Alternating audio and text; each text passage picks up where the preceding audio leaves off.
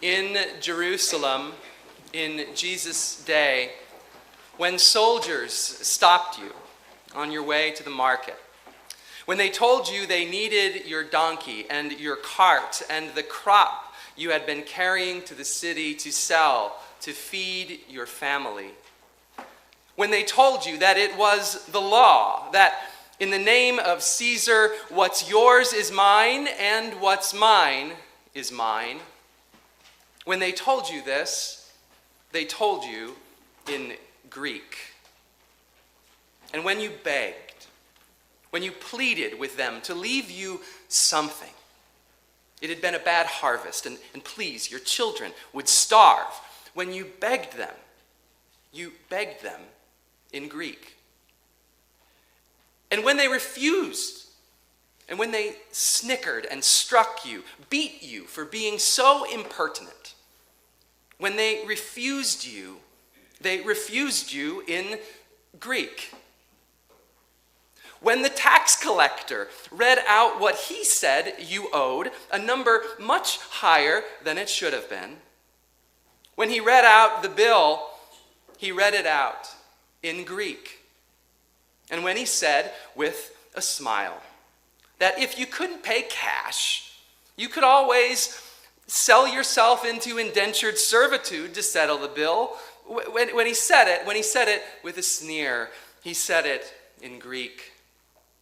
The grain merchant who held that no, there was nothing wrong with his scale, that no, he had certainly not weighted it falsely to short his buyers. The governor who had your brother crucified as a bandit for stealing a loaf of bread. These men of means and might, they conducted their business in Greek. Greek was the language in which the empire made its pronouncements. Greek was the language in which its power was wielded. Greek was the language of the marketplace. Greek was the lingua franca of the day. Greek was spoken far and wide. To survive in Caesar's world, sooner or later, you would have to speak Greek. So it would not have taken a Pentecost miracle for those Parthians, Medes, Elamites, Mesopotamians, Judeans, Romans, Cappadocians, Cretans, Cyrenians, Phrygians, Pamphylians, Egyptians, and Arabs, together with Jesus' Galilean followers. It would not have taken a Pentecost miracle for them to be able to carry on a conversation. The people were from all over the place, but all over the place, people spoke Greek. No one needed the Holy Spirit to make themselves understood. The point of this story is not that those who couldn't speak to one another before could speak to one another now. Of course, one way a lingua franca can become a lingua franca is just by being the tongue of the one holding the lash. The Judeans and Cappadocians and Phrygians and Egyptians spoke Greek because they had to claim the protections of the legal system, to fight even just for partial justice, to barter, to beg for mercy, to hail Caesar. They had to speak Greek. But, and this is the point of the story, but when God speaks to the people, God doesn't speak Greek. God doesn't speak the language of the empire. God doesn't speak the language of the marketplace. God speaks to the Phrygians in Phrygian, to the Parthians in Parthian, to the Egyptians in Egyptian, to the Arabs in Arabic, and even, yes, to the Greeks, but only the Greeks, in Greek. God speaks. God always speaks whatever language you were first loved in. God speaks the language of a mother's lullaby, and of a father's blessing. God speaks the language of hearth and home. God speaks the language of the wedding feast. God speaks the language we dream in and jest in and rejoice in, the language we remember in and mourn in. Caesar makes you speak his language. God learns yours. Now, we are all bilingual. We are all still fluent in the language of the empire, the language of the performance review, the credit score, the insurance claim, the college degree. We all speak the language of LinkedIn. We speak the language of prove it, earn it, deserve it. We speak the language of you are what you have. We speak the language of you are what you accomplish. We speak the language we have to speak in a culture that doesn't force us to our knees at the end of a sword, but that does have its ways of making us fall in line all the same. There's less stick, but more carrot. The promise of a certain lifestyle and the threat of that certain lifestyle slipping out of reach, it makes obedient subjects of us all. People in this town, people like me, sell themselves into indentured servitude every day for what we've been told our kids need. We speak Greek.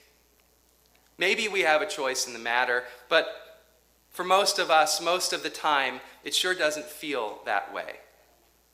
We do what we truly believe we have to do, and we teach our children alpha, beta, gamma, delta. We teach them to do what they have to do too. At least I do, anyway. Don't think that I'm not down on the floor doing my best baby voice. Linus, can you say Princeton? But God doesn't speak to us in Greek. God doesn't speak to us in the language of where did you go to school?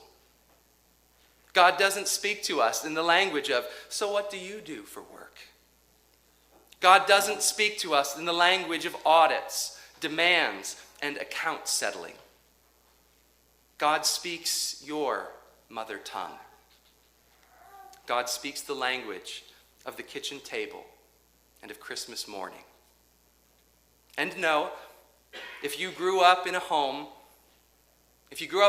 where when mom or dad spoke to you, it was Caesar's voice you heard, know that Pentecost is the day you get to start over with God and learn the language of unconditional love. God speaks the language of the songs that were sung when you couldn't sleep. God speaks the language of good night moon.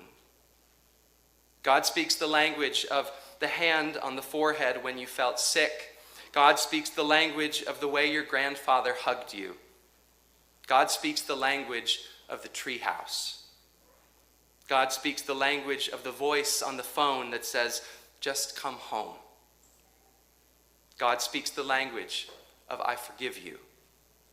God speaks the language of I'm just glad you're okay. God speaks the language of I got it.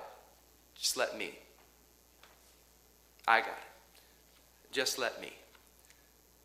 Against all the voices that demand and accuse, all the voices that say you should and you must, God's is the voice that says, don't worry about it. That says, just leave the dishes in the sink. That says, here, let me help you. That says, you're off the hook. God's is the voice that says to the tax collector, I've already taken care of it. God's is the voice that says to the soldier, put away the sword. God's is the voice that says to the governor, "Take me instead." In the streets of Jerusalem, beneath the loud jostling of the crowds, in the marketplace, beneath the din of the buying and selling and bartering, in a whisper, in your heart of hearts, there is a lullaby being sung in a language you may have forgotten you know. It will sing itself into your fears, into your inadequacies and your failings. It will sing itself into your hopes. It will sing itself into the very fiber of your being until you can truly rest your weary soul. Rest it in the "I love you anyway," in the great "just because" of God's grace. Beneath the taking, there is this giving. Beneath the striving, there is this steadying. In gratitude. In gratitude for that voice of love.